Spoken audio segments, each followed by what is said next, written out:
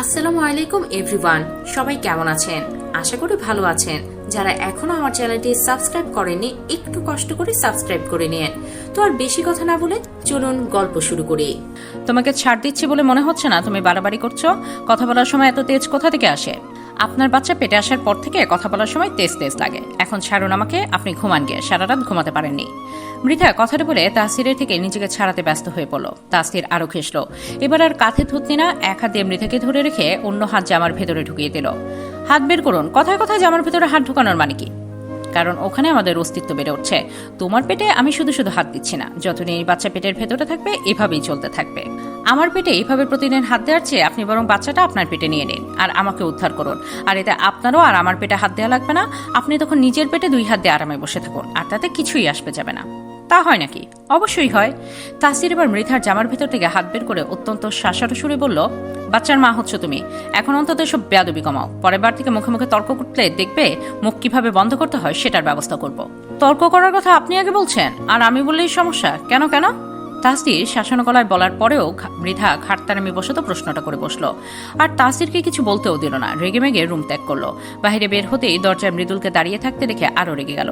এখানে কি করছিস? শুনলাম আঙ্কেলটা তোমাকে প্রেগনেন্ট বানিয়ে দিয়েছে। মৃধা বিষম খেতে গিয়েও নিজেকে আটকালো, ভ্রুকুচকে জবাব দিল, তোকে কে বলেছে এসব? আঙ্কেল বলেছে আমি নাকি মামা হচ্ছি। মৃধা তো এমনিতেই রেগে আছে, ও দাঁতে দাঁত চেপে কিছু বলতে যাচ্ছিল, তখন মৃদুল বোনের এমন রূপ দেখে দৌড়ে রুমের ভিতরে ঢুকে তাসিরের পেছনে লুকিয়ে পড়ল। মৃধার এগুলো না, মুখ বেঁকিয়ে চলে গেল। আচ্ছা বলো তো আঙ্কেল। দুলা ভাই ডাকো।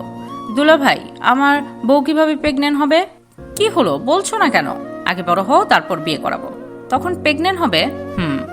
তাসিরও বা কি বলবে?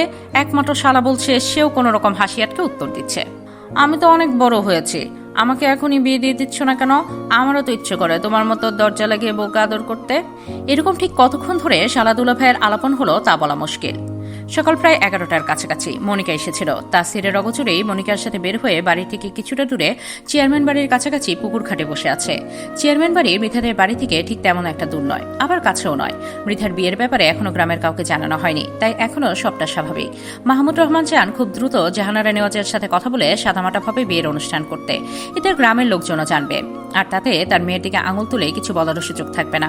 এমনিতেই যেভাবে বিয়ের প্রস্তাব আসছে, তিনি সব একাই সামলে নিচ্ছেন কিছু না কিছু বলে। তোকে তো একটা কথা বলতে বলতে ভুলে যাচ্ছে মৃধা। কি বলবি বল, আমার যেতে হবে। অয়ন কে রে? আমার স্যারের বন্ধু। কেন? এতদিন স্যার তোদের বাসায় থাকছে কেন? আব্বুর আছে তাই। মিথ্যা বলিস না তো। সেদিন আশা বললো তোকে নাকি। ওদের কথার ভিতরেই সেখানে দুইটা বোরখা পরিহিত মহিলা চলে এলো। সাদা একটা লম্বা চোরা দেখতে ছেলেও আছে। মৃধা মনিকা ওরা কখনো দেখেছে বলে মনে করতে পারছে না। তোমার নাম কি মা? মাশাল্লাহ, কি বৃষ্টি মেয়েটা। আমার ছেলের পছন্দ আছে বলতে হবে। কাকে বলছেন আন্টি? কথাটা মনিকা বলল, মহিলাটা মৃধাকে দেখিয়ে বলল। মৃধা তো পুরো হতবিহ্বল, ওর কেমন জানি লাগতে শুরু করলো। মনে হতে লাগলো সামনের ছেলেটা তাকে চোখ দিয়ে গিলে খাচ্ছে। হাত কসলাতে লাগলো, যেন এখান থেকে কেটে পড়লেই বাঁচে। ভয় হতে শুরু করলো। কথাটা যদি কোনোভাবেই তাসিরের কানে যেতে পারে তাহলে তো হলোই। বিপদ সংকেতের আসনে আলো মস্তিষ্ক জুড়ে নিচে কুদে উঠল। তোমাদের বাড়ি চলো মা, আমরা তোমাদের বাড়িতেই যাচ্ছিলাম। ঠিক তখনই পেছন থেকে কানে বাজলো, তার প্রয়োজন নেই। চমকে উঠল সকলে। কথাটা যতটা শান্ত শোনালো, ঠিক ততটাই ভয়াবহ তীক্ষ্ণ শোনালো। মৃধার বুঝতে বাকি নেই কার গলা। মৃধা মাথা তুলে তাকাতেও যেন ভয় পাচ্ছিল। ধীরে ধীরে মুখ উপরে তুলতে ওই পুরুষটার অগ্নিদৃষ্টি দৃশ্যমান হলো। তাসিরের রক্তাভ চোখ এদিকেই চেয়ে। রুদ্রমূর্তি ধারণকারী তাসিরকে দেখে মৃধার অন্তরাত্মা শুকিয়ে যাওয়ার জোগাড়। মনে হচ্ছে এক্ষুনি ঘুম থেকে উঠে এসেছে। পরনের তামাটে রঙা টি শার্টটা হালকা কুচকে আছে, চুলগুলো এলোমেলো, যেন ঘুম ভেঙেই মৃধার খোঁজ করছিল। তুই কে রে ভাই? মহিলাদের সাথে থাকা ছেলেটা প্রশ্ন করতেই তাসির হুঙ্কার দিয়ে বলে উঠল, তুই যার জন্য বিয়ের প্রস্তাব নিয়ে এসেছিস তার গার্ডিয়ান আমি। বল কি বলবি? কষ্ট করে তোর বাড়িতে যেতে হবে না। এটা বলে আচমকা হাত মুষ্টিবদ্ধ হয়ে এলো। ছেলেটার নাক বরাবর পরপর দুইটা ঘুষি দিল। ঘটনার আকস্মিকতায় সকলে ভয় পেয়ে গেল। ঠিক সে সময় কোথা থেকে আচমকা 3-4টা কালো পোশাকধারী লোক এলো। ওরা তাসিরের দিকে এগিয়ে আসতেই ছেলেটা ইশারায় তাদের থামিয়ে দিল। ঘুষির চোটে নাক দিয়ে রক্ত বের হয়ে আসলো। ছেলেটা রক্ত মুছে বলল, তোকে সহজে প্রশ্ন করছি, তুই গায়ে হাত তুললি? কথাটা বলতে না বলতে তাসির এবার বুক বরাবর ঘুষি দিল। এভাবে ওদের মাঝে একটা দ্বন্দ্ব লেগে যায়। মৃধা তো ভয়ে কাঁদতে কাঁদতে শেষ, ভয়ে কিছু করতেও পর্যন্ত পারছে না। হঠাৎ কান্নারত চোখে কালো পোশাকধারী লোকদের পেছন থেকে তাসিরকে আঘাত করতে দেখেই দুমড়ে মুচড়ে পা ফেলে দৌড়ে তাসিরকে জড়িয়ে ধরে ঘিরে ধরল পেছন থেকে। ওরা অলরেডি একবার তাসিরকে পেছন থেকে আঘাত করে ফেলেছে, দ্বিতীয়বার আঘাত করার আগেই মৃধা জড়িয়ে ধরল। সবকিছু ভুলে জড়িয়ে ধরে গলা ছেড়ে কাঁদতে কাঁদতে বলতে থাকলো, ওনাকে আপনারা মারবেন না প্লিজ, আমার বিয়ে হয়ে গেছে ওনার সাথে, আপনারা চলে যান, আমি শুধু ওনাকে ভালোবাসি। কথাটা শোনার সাথে সাথেই তাসিরের শক্ত হয়ে থাকা চোয়াল শিথিল হয়ে এলো। রক্তিম রূপে ধারণকারী মুখ বিবর হঠাৎ করেই শান্ত হয়ে এলো। ঠোঁটের কোণায় প্রসারিত হলো জীবন জয়ী করা হাসি রেখা, অথচ পিঠ বেয়ে তরল রক্ত গড়িয়ে পড়ছিল। সেদিনের পর আরও একটা মাস পেরিয়ে গেছে। মৃধা এখন 4 মাসের প্রেগনেন্ট। পেট ধীরে ধীরে একটু একটু ফুলে উঠছে। যদিও খেয়াল না দিলে তেমন একটা বুঝতে চায় না। হালকা পাতলা স্লিম ফিগার হয়, এখন মনে হয় এমনই শরীর একটু গুলুমুলু হয়েছে। সবকিছুর ঝামেলা শেষে 3 দিন হয়েছে মৃধারা ঢাকায় এসেছে। সেদিনের ঘটনার পর প্রায় সবাই জেনে গেছে তাসতির মৃধার বিয়ের ব্যাপারটি। সব রকমের বাধা ব্যতিক্রমগুলো তাসতির নিজেই এক হাতে সামলে নিয়েছে। দেয়নি কাউকে আঙুল তুলে মৃধাকে কটাক্ষ করে কথা বলার। সকাল 8:30 মৃধা ঘুম থেকে উঠেই দেখলো তাসির সদ্য গোসল করে ওয়াশরুম থেকে বের হচ্ছে। টাওয়াল পেঁচিয়ে ভিজে চুল ছাড়তে ছাড়তে বিছানার দিকে নজর বোলাতেই দেখলো মৃধা বিছানায় অন্যদিকে মুখ করে বসে আছে। তাসির কিছুক্ষণ সেই দৃশ্য দেখলো, পরপর ছোট শ্বাস ফেলে এগোলো। তাসিরের উপস্থিতির জানান পেয়েও মেয়েটা অন্যদিকে মুখ করে বসে আছে। তাসির ভ্রু কুঁচকালো মৃধার এমন ভাবভঙ্গিমা দেখে। এই 3 দিন তাসিরকে তেমন একটা কাছে পায়নি মৃধা। সকালে ভার্সিটিতে যায়, সন্ধ্যার দিকে আসে, আবার রাতে বেরিয়ে যায়। কখন আসে মৃধা টেরও পায় না। কোচিং করায় রাতে। আজকে 2 দিন যাবৎ ভার্সিটিতে বেশ ধকল যাচ্ছে ওর উপর। যে গরম পড়েছে, দিনে রাতে 3 বার গোসল করে। মৃধা ঘুমিয়ে পড়ে। তাসির আসতে আসতে জেগে থাকার কত চেষ্টা চালায়, তারপরও ঘুমের বুড়ি যেন ওকে আষ্টে পৃষ্ঠে জড়িয়ে ধরে। সকালে ঘুম থেকে উঠলেই দেখে তাসির ওকে সযত্নে জড়িয়ে রেখে ঘুমাচ্ছে, খুব আলতোভাবে, যাতে সামান্য রকম কষ্ট না হয় মৃধার। শ্বশুর বাড়িতে মৃধার যত্ন যেন আরো বেড়ে গেছে। তাছাড়া শাশুড়ি থেকে এমন ভালোবাসা পেয়ে মৃধার খুশিতে মনটা সবসময় ফুরফুরে থাকে। তবে তাসিরের উপর একটু একটু অভিমান জমেছে বই কি। তাসির হাত দিয়ে ভেজা চুলগুলো ব্যাকব্রাশ করতে করতে কালো রঙের একটা জিন্স প্যান্ট নিয়ে সোজা সোফায় গিয়ে বসলো। কোমরে টাওয়াল পেঁচানো। সোফায় বসে প্যান্ট পরতে পরতে ওকে এক পলক দেখে নিল। এরপর সোজা এসে মৃধার সামনে বসলো, ঠিক ওর মুখোমুখি। মেয়েটাকে যেন আজকাল আরো মারাত্মক লাগছে। শরীরের সাথে সাথে গাল দুটো টমেটোর মতো গুলুমুলু হচ্ছে দিন দিন। তাসির দেখলো নির্মল নির্লিপ্ত মুখটা, মুখের প্রতিটা কোণ দেখলো। তাসির একধানে তাকিয়ে থাকার পর মুহূর্তে আচমকা মৃধার দিকে খানিকটা ঝুঁকলো। ছোট ছোট বিলাই চোখ জোড়া আরেকটু শুরু করে কণ্ঠে খাত নামিয়ে প্রশ্ন ছুড়ল, আজ ম্যাডাম রেগে আছে কি? কথাটা বলে হুট করে মাথাটা আরেকটু নুইয়ে আনলো একদম মৃধার মুখের কাছে। তাসিরের ভারী নিঃশ্বাসগুলো ক্রমান্বয়ে মৃধার চোখে মুখে পড়তে লাগলো। তবে এতে ও কোনো জবাব এলো না। বিছানার উপর বসে থাকা মেয়েটির দিক হতে ও এক দৃষ্টিতে মুখ ফুরিয়ে অন্যদিকে তাকিয়ে আছে, চোখের পলকও ফেলছে না। তাসির ভ্রু চেয়ে মৃধার থুতনি ধরে অত্যন্ত শান্ত কণ্ঠে প্রশ্ন করলো, এমন মুখ করে বসে আছো কেন? আমার দিকে তাকাও বলছি, এক্ষুনি তাকাও, ফোকাস অন মি। মৃধা এবার বাধ্যমের মতো নড়চড়ে সামনে তাকালো। অদ্ভুত দৃষ্টিতে তাকায় তাসিরের দিকে। দুজনের দৃষ্টি স্থির থাকে, চোখাচোখি হয়। আপনার দিকে রূপ বেয়ে পড়ে? মৃধা হঠাৎ করে অদ্ভুত প্রশ্ন করলো। ভ্রুজোড়া কুচকে প্রশ্নটা ছুড়ে দিয়ে তাকাতেই তাসির ভ্রু বাঁকালো। এই মুহূর্তে খুব সিরিয়াস দেখাচ্ছে। তাসির যেন মৃধার কথাটা তেমন একটা গুরুত্ব দিল না। পরপর মারাত্মক গম্ভীর স্বরে স্রেফ পড়ল, ভার্সিটি যাওয়ার জন্য রেডি হও, আজকে থেকে নিয়মিত ভার্সিটিতে যাবে। মৃধা তৎক্ষণাৎ তাসিরকে পাশ কাটিয়ে ধীরে ধীরে বিছানা থেকে নামলো। পরনে সফেদ রঙ একটা কুর্তি, ওড়না নেই। এলোমেলো চুলগুলো হাতে খোপা করতে করতে মৃধা জবাব দিল, আমি কি আপনার সাথে যাব? আমি আপনার সাথে যেতে পারবো না। কেন?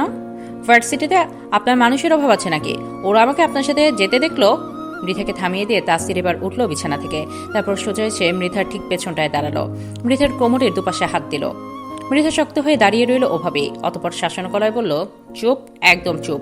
যত সব উল্টাপাল্টা কথাবার্তা। আমার মানুষকে শুধু তুমি, পুরোপুরি তুমি, এই কথাটাই প্রথমে মাথায় রাখো। আর এসব আজেবাজে চিন্তা মাথা থেকে ছেড়ে ফেলো। ভার্সিটিতে সবাই জানবে আপনার সাথে আমার বিয়ে হয়ে গেছে। জানলে কি হয়েছে? তাসিরের শানিত কণ্ঠ। কিছু মেয়ে আছে যারা আমার সাথে বিশ্বযুদ্ধ শুরু করবে। আপনি নিশ্চয়ই তাদের চেনেন। আমার সাথে লাগলে আসলে আমি কিন্তু তাদের ছাড়বো না বলে দিলাম। তাসির ভীষণ মনোযোগ দিয়ে ভ্রুটু কুচকে মৃধার সব কথা শুনল। মৃধার এহেন প্রতিক্রিয়া দেখে চোখে হাসলো বোধ হয়। আবার পর মুহূর্তেই চেহারা কেমন গম্ভীরও দেখালো। তাসির কিছু বলার আগে মৃধা আবারও বলে ওঠে, আমি যদি দেখি অন্য কোনো মেয়ে আপনার দিকে তাকিয়েছে, ওই মেয়েকে সব আপনাকে মেরে দেবো। মৃধা কথাটা বলে তাসিরকে সামান্য ধাক্কা দিয়ে ওয়ার্ড্রোব থেকে পোশাক নিয়ে ওয়াশরুমে চলে গেল। তাসির ওর কথার তোয়াক্কা করলো না। আপাতত ড্রেসিং টেবিলের আয়নার সামনে দাঁড়িয়ে ভার্সিটিতে যাওয়ার জন্য রেডি হতে শুরু করে। একেবারে রেডি হয়ে এরপর নিচে নামবে। এর মধ্যে একবার ওয়াশরুমের দরজার দিকে ফিরে জোরে চেঁচিয়ে ভেতরে মৃধাকে উদ্দেশ্য করে প্রশ্ন করলো, আমি ভেতরে আসবো নাকি? দ্রুত রেডি হবে। লাগবে না, আমি আসছি। তাসির রেডি হয়ে ঘড়ির দিকে একবার তাকালো। 15 মিনিট পেরিয়ে গেছে, মৃধা এখনো বের হচ্ছে না। তাসির বড় কদম ফেলে ওয়াশরুমের দরজায় দাঁড়িয়ে প্রশ্ন করলো, এতক্ষণ লাগছে কেন? কথাটা বলে দরজায় ধাক্কা দেয়, আর সাথে সাথে ঠাস করে খুলেও যায়। মৃধা নেত্রযুগল বড় বড় করে তাকালো তাসিরের পানে। ও কতভাবে চেষ্টা করছে এনাটার হুক লাগাতে, কিন্তু কোনোভাবেই যেন পারছে না। একটু টাইট টাইট লাগছে। তাসির ধীর পায়ে ভেতরে ঢুকে ঠিক মৃধার পেছনে এসে দাঁড়ালো। মৃধা একটু সরে দাঁড়ালো। তাসির প্রশ্নসূচক চাহনিতে তাকিয়ে জিজ্ঞেস করলো, আমি ডাকিয়ে দিচ্ছি? আমি পারবো। কি পারো তুমি? দেখলাম তো আমি কত পারো, সব কাজেই দেরি করো। আমি কি করব? টাইট লাগছে। তাসির বাঁকা হেসে প্রত্যুত্তর করলো, টাইট লাগছে তো কাছে আসো, আমি লাগিয়ে দিচ্ছি। এমন ভাব করছো যেন আমি নতুন তোমাকে দেখছি, আজব ব্যাপার সেপার। কথাটা বলে তাসদির মৃধাকে টেনে কাছে নিয়ে আসলো, বেল্ট টেনে হুকটা লাগিয়ে দিল। মৃধা একটা ধূসর রঙা কুর্তি সাদা পাজামা পরে রেডি হয়েছে। কুর্তিটা ঢিলে ঢালা হয়, পেটের অংশটা তেমন একটা বোঝা যায় না। ওরা দুজনে নিচে নামতেই জাহানানের আওয়াজ ঘর ঝাড়ু দেওয়া রেখে এগিয়ে এলেন। ভদ্রমহিলার চোখে চশমা দেয়া। নাস্তা খেতে বসো। জি আম্মু। জাহারা নেওয়াজ ছেলে বউয়ের প্লেটে নাস্তা তুলে দিলেন। কথায় কথায় মৃধাকে প্রশ্ন করলেন, তোমার এখানে ভালো লাগছে তো মা? মৃধা মুচকি হেসে মাথা নাড়ালো। মুখে খাবার থাকায় বলতে পারছিল না। কোনো সমস্যা হলে জানাবে। ঠিক আছে আম্মু। নাস্তা খাওয়া শেষে বের হওয়ার সময় জাহারা নেওয়াজ তাসদিরকে উদ্দেশ্য করে বললেন, তাজ, বৌমার খেয়াল রাখবে, সাবধানে গাড়ি চালাবে। ওকে মামুনি। তাসিরের গাড়িটা ভার্সিটির গেটে থামতে মৃধা হকচকিত হলো। আজকে কতদিন পর ভার্সিটিতে এসেছে, সব যেন আবার নতুন নতুন লাগছে ওর কাছে। তারপর ভার্সিটির সবার ক্রাশ থুক্কু তার জামাইয়ের সাথে এক গাড়ি করে এসেছে। তাসির একটু সকালে এসেছে, ওর নাকি গুরুত্বপূর্ণ কাজ আছে। দুজনে নাস্তা করেই বেরিয়ে পড়েছে। প্রায় 9:30টার কাছাকাছি। সব ছাত্রছাত্রী না আসলেও অনেকে গেটে ঘুরে বেড়াচ্ছে। তাসির বের হয়ে মৃধার জন্য দরজাটা খুলে দিল। মৃধা এতক্ষণ গাড়িতে জড়সড় হয়ে গভীর ভাবনায় বিভোর। ভার্সিটির গেটে গাড়ি এসে থেমেছে টের পেয়েও মৃধা আনমনা হয়ে বসে রইল। অন্যমনস্ক হয়ে ভাবছে কিছু একটা যেন ভীষণ ব্যস্ত। এতটাই বিভোর, এতটাই বিব্রত। তাসির গাড়ি থেকে বের হয়ে ভেতরে তাকাতেই দেখল মৃধা বেকুবের মতো মুখ করে সামনে তাকিয়ে আছে। মৃধার কাছে ভাবনা হলো তাসিরের কাছে বেকুবের মতোই লাগছে ব্যাপারটা। কি গরম পড়ছে বলার বাহিরে। তাসির ঘামছে, অথচ তাও গাড়ির ভেতরে সামান্য ঝুঁকে খুব মনোযোগ সহকারে মৃধার সিট বেল্ট খুলে দিল। মৃধা থমকালো, ভরকালো, হঠাৎ যেন নিজের সম্বিত ফিরে পেল। কয়েকবার নেকটু পড়ল, পরপর ঝাঁকালো। তাসির দেখল সবটা। মৃধার গোল চেহারায় ধ্যানে মগ্ন হলো যেন। সুনিপুণ মনোযোগ তাতে। পরক্ষণেই বলে উঠে, নামো। এক শব্দ, গম্ভীর কণ্ঠ। মৃধা সিট থেকে নিচের ব্যাগটা হাতে নিল। কি মনে করে একটা শয়তানি বুদ্ধি হুট করে মাথায় এলো। ভ্রুটু বেঁকে তাসিরকে নিচের ব্যাগটা বাড়িয়ে দিয়ে মাসুমের মতো বলল, নামছি, আগে ব্যাগটা হাতে নেন তো। তাসির ভ্রু চটচন, চোখ শুরু করে ঠিক তার পরপরই বিনা বাক্য পাগল প্রেমিকের ন্যায় মৃধার থেকে ব্যাগটা নিজের হাতের মুঠোয় নিল। আশেপাশে সবাই তাসিরকেই দেখছিল কৌতূহল নিয়ে। স্যার গাড়ির ভেতর থেকে কাকে নামাচ্ছে, সবার উৎসুক নেত্র যেন এদিক থেকে সরছেই না। আপনি এভাবে খাম্বার মতো সামনে দাঁড়িয়ে থাকলে আমি কি করে নামবো? তাসির সরে দাঁড়িয়ে অত্যন্ত শান্ত গলায় বলল, আমি ধরব? লাগবে না। মৃধার সোজা তেরা জবাব।